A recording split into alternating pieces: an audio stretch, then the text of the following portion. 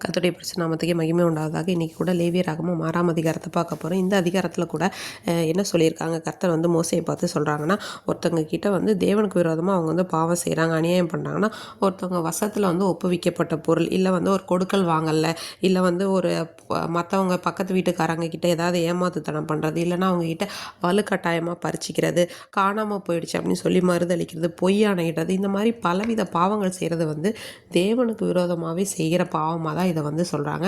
அடுத்து வந்து என்னென்னா, இப்படி பாவங்கள் பண்ணும்போது அவங்க என்ன பண்ணணும், அதோட முதல்ல மட்டும் கொடுக்கக்கூடாது, அதோட 5ல் 1 பங்கு அதிகமாக கூட்டி அதை குற்ற நிவாரண பலி என்ன பண்ணணும், அவங்க வந்து இடணும். அந்த குற்ற நிவாரண பலி வந்து எப்படின்னா, ஒரு பழுதற்ற ஆட்டுக்கடாவாக வந்து என்ன பண்ணணும் இருக்கணும், அவங்களோட மதிப்புக்கு என்னவோ அந்த மாதிரி இருக்கணும். அது வந்து தேவனுடைய அந்த சந்நிதியில் வந்து அது வந்து கொண்டு போட வேண்டும். இந்த லேவியராகமம் 6வது அதிகாரம் வந்து ஆசாரியர்களை குறித்து அவங்களுடைய பங்குகளை குறித்துமே இது வந்து என்ன பண்ணுது அப்படின்னா சொல்லப்பட்டிருக்கு. அடுத்து வந்து என்னென்னா, நம்ம வந்து ஒரு அயலாகரத்துக்கு விரோதமாக பாவம் செய்கிறத வந்து தேவனுக்கு விரோதமாகவே நம்ம வந்து பாவம் செய்கிறத வந்து குறிக்கிறது. நம்மளை வந்து ஜீவனுள்ள பலியாக வந்து நமக்கு என்ன பண்ணணும், அவர்கிட்ட நம்ம ஒப்பு கொடுக்கும்போது இயேசு வந்து மகா பிரதான ஆசாரியனா என்ன பண்ணார், பிதாவினிடத்தில் வலது பரிசிலேருந்து நமக்காக பேசிகிட்டு இருக்காங்க. அப்போது நம்ம என்ன பண்ணணும் அப்படின்னா, அவருக்கு கீழ்ப்படிதணும். இப்போ பலியை பார்க்கிலும் கீழ்ப்படிதலே உத்தமாக நம்ம கேள்விப்பட்டிருக்காது மாதிரி வசனங்களில் இருக்கிறது மாதிரி நம்ம தேவனுக்கு கீழ்ப்படியும் போது அவர் நம்ம என்ன பண்ணுவார், உயர்த்த வல்லவராக இருக்கிறார். அடுத்து பார்த்திங்கன்னா, இந்த லேவியராகமம் 6ஆம் அதிகாரம் 10-11 வசனங்களில் பார்த்தோன்னா, ஆசாரியன் வந்து சணல் நூல் அங்கேயே தரித்து அது அப்புறம் சணல் நூல் ஜல்லடத்தை எல்லாம் போட்டிருக்கணும் அப்படின்லாம் சொல்லியிருக்காங்க. அதாவது வந்து இது என்ன சொல்லுது அப்படின்னா, தேவனுடைய சமூகத்தில் அந்த சரீரம் முழுவதும் மூடப்பட்டிருக்க வேண்டும் அவருக்கு முன்பாக அப்படின்னு.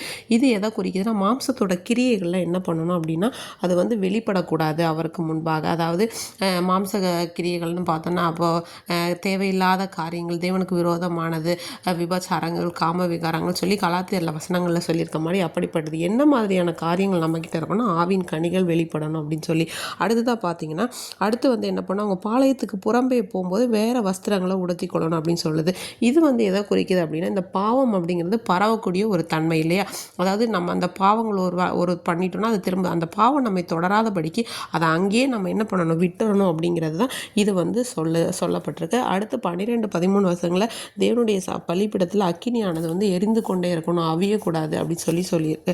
அதே போல் தேவனுடைய சமூகத்தில் நம்மளுடைய ஜெபமும் நம்முடைய அபிஷேகமும் தேவனுக்கு முன்பாக எப்பொழுதும் குறைவற்றதாக இருக்கணும். அடுத்து போஜன பலியை பார்த்து சொல்லியிருக்கிறது என்னென்னா, போஜன பலியில் புளிப்பில்லாத அப்பத்தை, அதாவது பரிசுத்தத்தையும் குறிக்கிறது. அடுத்து வந்து தேவ பிரசன்னத்தில் வந்து அந்த இடத்துல இருந்து சாப்பிடணும் அப்படிங்கிறத வந்து எதை குறிக்குதுன்னா, அவருடைய பிரசன்னம் வந்து எந்த ஒரு இடத்தையும் வந்து என்ன ஆகுது, பரிசுத்தமாக்குது அப்படிங்கிறத குறிக்குது. தேவனுக்கு முன்மாதிரியாக ஒவ்வொரு ஆசாரியர்களும் இருக்க வேண்டும் அப்படிங்கிறது இது வந்து குறிக்குது. கர்த்தருடைய நாமத்துக்கே மகிமை உண்டாவதாக.